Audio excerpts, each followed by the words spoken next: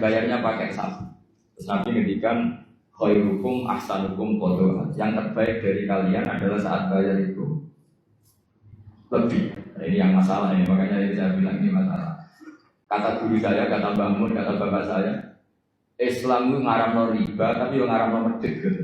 Rasulullah sallallahu alaihi wasallam dikron warad ziyadatan. Faqala khairukum ahsanukum qadha. Jadi Nabi itu pernah berhutang, kira-kira kalau di Indonesia itu ya hutang anaknya sapi loh bahasa Indonesia. Pedet, masa bahasa Indonesia ya pedet? Apa? Anak sapi. Wah, alasan Nabi itu kira-kira kalau di Indonesia itu ya hutang anak sapi, pedet itu. Tapi pas membayar pakai sapi. Tapi ini jangan dipakai alasan rentenir. Terus sahabat ada yang protes, ya Rasulullah, engkau kan hanya punya hutang apa? Anak sapi atau pedet tadi. Kenapa nyaurnya bayarnya pakai sapi? Terus Nabi ngendikan khairukum ahsanukum qadha. Yang terbaik dari kalian adalah saat bayar itu lebih. Nah, ini yang masalah ini, makanya saya bilang ini masalah. Kata guru saya, kata Mbah Mun, kata bapak saya, Islam itu ngaramno riba tapi yo ngaramno medhit gitu.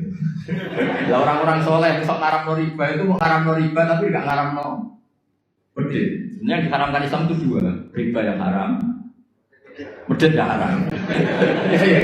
Sudah ini tidak usah di dalam kan nanti jadi fitnah. Jadi yang diharamkan Islam itu dua sekaligus, riba yang haram, pikir juga. Coba sampean bayangkan, misalnya saya punya utang sampean 10 juta. Harusnya Februari, sekarang Februari, Januari kemarin harusnya sudah lunas sampai Februari. Jakarta ke sini naik pesawat, nanti saya nelpon ya pakai pulsa, kirim utusan ya pakai utusan yang bayar. Setelah itu saya nyaur 10 juta pas. Padahal nagihnya dia ke saya sudah menghabiskan tiket berapa? Tapi sampai bisa mengeluh, salahnya sendiri nagih, wah ya repot. Sampai nagih itu ya karena ngelangkai apa? Janji.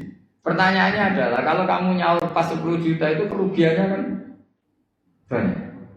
Tapi kalau kita mengatakan wajib nyaur plus uang kerugiannya, kita nanti mensyariatkan.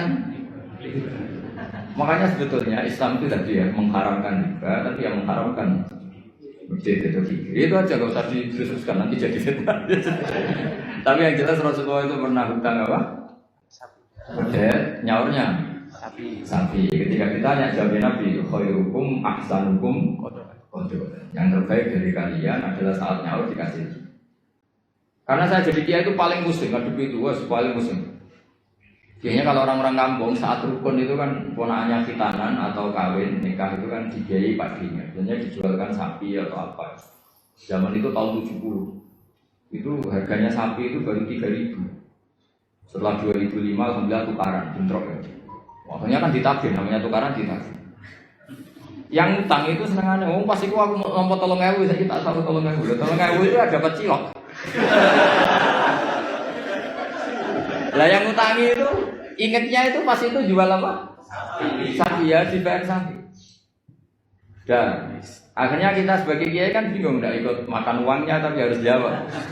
Terus saya jawab gini, andaikan saya jawab langsung putus enggak Pak? Kalau langsung putus tak jawab, kalau enggak mau. Kan rugi sudah di kiai kan ternyata enggak final kan enggak keren.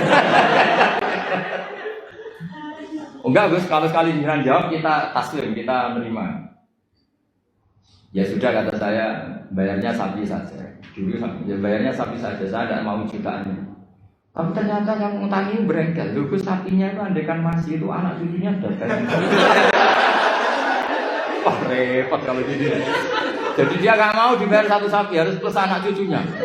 Apalagi kalau sapinya sering selingkuh, anaknya. Tapi yang utang itu tidak kalah pinternya. Itu nak urip sapi mula, nak mati. Wah repot ini. Makanya saya itu kadang sama orang awam tuh yang mantel karena itu ngalkan. Coba sampean kalau jadi kiai, kalau Anda dalam posisi saya milih mana? Milih pakai ukuran apa? Karena kita riba ya takut, medit ya. Saya bilang, ya sudah katanya sudah setuju kalau sudah saya ngomong pasti final ya udah tak suruh nyaur sapi. Jangan pakai uang, pokoknya jangan pakai uang. Karena kalau pakai uang itu mesti setelah itu masih denger-denger. Sapi itu harganya beda-beda. Misalnya di sahur 20 juta. Lalu aku ingin tuku sapi itu selama juta, berarti kurang 5. Lalu takkan ngeleng-ngeleng, sapinya zaman itu kayak apa yang sudah nunjuk di pasar, yaitu aja dibelikan. Karena kalau pakai uang pasti. Dan nanti yang 20 juta yang bayar dengar-dengar, oh sapi kayak itu hanya 15. Nanti minta susu kan panjang. Jadi susahnya jadi kiai itu di situ. Makanya konversi utang, saya itu punya geladak itu rumah kuno. Itu dulu buyut saya bikin, itu hanya habis 700 rupiah. Sekarang geladak saya pernah orang antik itu nawar sampai 500 juta. Coba kalau itu dinilai dulu itu hanya 700. Maka ada anak ada cerita. Lalu riba itu maknanya apa? Menambahkan dari nilai intrinsik uang apa-apa. Debat. Sudah ini enggak kajian debat tentang itu, malah jadi fitnah. Saya pastikan di majelis ini fatwa saya riba yang haram, medit ya. Itu mesti aman deh. Riba yang haram, medit ya. Ada cerita apa? Nabi itu wastakrodo Rasulullah bikron tapi waroda ziyadatan. Ziyadah di sini itu bukan uang. Di semua riwayat apa? Hutangnya pedet, nyaurnya itu sapi. Jadi bukan pedet plus uang atau duit itu enggak. Mohon saya teruskan. Faslun fil ihsan bil ghorsi. Jadi ada orang nanam tanaman di mana saja, kemudian kata Rasulullah SAW ngendikane ma min muslimin yang bisu ghorsan ila kana ma ukila minhu sadaqatan wa ma suriqa minhu sadaqatan. Jadi Nabi itu kadang ngendikan wa ma akala sabu fa walahu sadaqah. Tidak ada seorang mukmin atau muslim menanam satu tanaman, misalnya Anda menanam mangga di tengah hutan atau di tanah kamu sendiri. Kata Nabi, itu dimakan burung ya sudah kok. Bahkan Nabi ngendikan ada yang mencuri juga sudah. Maka sebetulnya sistem pencurian yang seperti itu sebetulnya bisa setengah-setengah dilegalkan. Tapi jangan mengajari mencuri. Tapi lagi-lagi jangan mengajari kikir juga. Karena sampai dikatakan mencuri itu juga karena yang punya ada. Makanya uniknya Nabi ngendikan wa ma suriqa minhu ya sodaqah, yang dicuri pun nanti berstatus sodaqah. Tapi ya jangan mobil. Ya yang ringan-ringan. Itu kalau di kampung saya, umumnya kampung lah, masih di kampung. Di kampung itu ada adat unik. Kalau ada orang punya semangka banyak, kemudian ada tukang penggembala ngambil satu. Itu kalau ditaboi atau disalahkan, itu orang menyalahkan yang punya semangka. Wong kok medhike ngono kok geger. Ada konsensus, ada apa? Jadi agama itu yang ngaramkan nyuri, tapi juga ngaramkan medhit. Itu jadi perlu dicatat. Coba sama lihat di kampung-kampung, ada orang punya 1 hektar atau 1 ladang, terus punya mangga banyak. Ada yang nyuri 1 digebukin, orang nyalahkan siapa? Nyalakan yang gebukin apa nyalakan yang nyuri? Nyalakan yang gebukin. Lah yang nyuri kan karwan salah, jadi gak perlu disalahin gitu. Tapi yang jelas Nabi ngendikan kalau ada orang punya tanaman kemudian dimakan hewan atau dicuri, bahasanya Nabi masih suri kok. Maka itu menjadi sedekahnya dia. Nah kemudian di fikih itu ada bab yang agak sensitif. Namanya ulima ridho. Ulima ridho itu enggak pamit, tapi kira-kira yang punya pasti boleh. Itu boleh. Wah kalau enggak semua dosen, semua kiai, semua santri pernah nyuri kalau itu.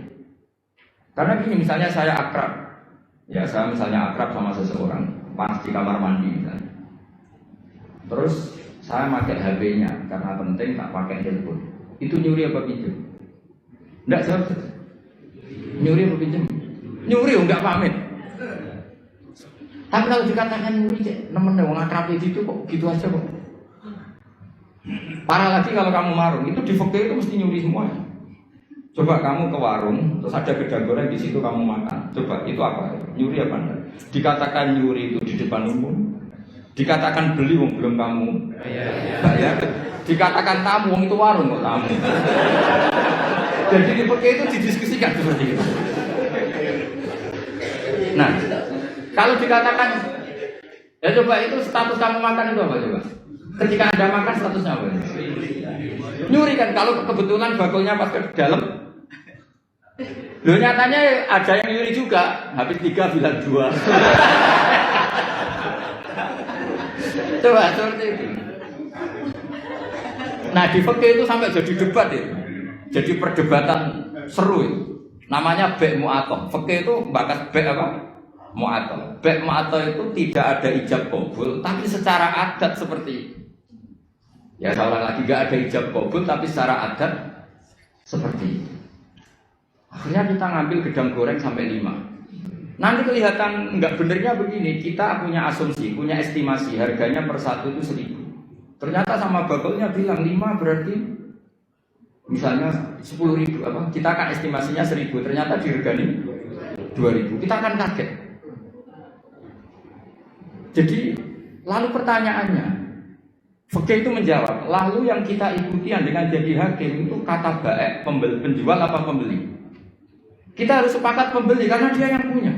Dan kamu tidak dimasukkan jual beli tapi ifsad, merusak harta orang lain tidak pamit, maka kamu diberi sanksi, harganya mahal. Jadi sebenarnya kalau di fikih adil kan penjualnya bilang harganya 100.000, itu di hakim harus menang yang penjual, karena kamu merusak harta orang lain tanpa pamit. Jadi akadnya bukan jual beli tapi merusak hak orang lain. Maka itu kalau di persidangan dimenangkan penjual karena pemilik. Ya terserah saya, yang punya saya. Mau apa kamu? Kamu aja selonang-selonang apa? Makan yang nyuruh. Makanya saya pernah kenal sama Kiai Jawa Timur, itu orangnya khusyuk. Itu kalau marun itu sampai bakalnya mantel. Teman saya mondok. Bu, niki gedang goreng gini pinten. 1.000 dek, niki dibayari 1.000, baru dimakan. Masih di tempat itu dia kepengen lagi, akad lagi. Bu, niki pinten. Ini tela goreng harganya pinten 1.500, dibayar lagi. Saking ininya akadnya itu jelas. Lama-lama anak itu tiap marung, dia cuma marung ngelok wong. Jadi kadang orang bener itu yang repot no. Orang bener itu kadang yang repot, tapi itu memang bener betul. Nah, makanya di fikih itu ada bab namanya bab polimar itu. Di kampung itu kalau ada orang punya semangka 1 hektar atau punya pohon mangga, kok orang ngambil 1 pamit itu mesti dimarahin kalau orangnya dermawan. Cung ngono ya kok kena butuh yang gerjupuk. Makanya saya katakan nyolong ya haram, tapi medit juga. Ya itu aja Gus, nggak usah berarti Gus Pak ngalalkan nyolong ya enggak. Kamu itu nggak nyimpulkan kok sekacau itu ya enggak seperti itu. Tapi ini saya nyamak nanti hadis. Kenapa Nabi ngintikan wa masuri qaumin husotako, yang dicuri pun berstatus sotako, karena bahasa nyuri itu bahasa yang sudah ngekot. Dikatakan nyuri karena nyatanya tidak pamit. Dikatakan sotako nyatanya yang punya ikhlas. Ini kan dua bahasa paradok. Wong nyuri kok distatuskan sotako. Dari definisi nyuri ya memang nyuri enggak pamit. Tapi dari nyatanya halal karena yang punya ridho namanya sotako. Kamu milih mana? Bahasa nyuri apa sotako? Ya nyurinya ya ada, sotakonya juga ada. Ini jelas, ini hadis sahih. Wama suriko minhu sotako. Terus wama akalas sabu fawalau sotako. Misalnya yang makan itu burung atau apa ya juga jadi sotakonya dia. Makanya di fikih bab paling sulit namanya bab mu'athah. Itu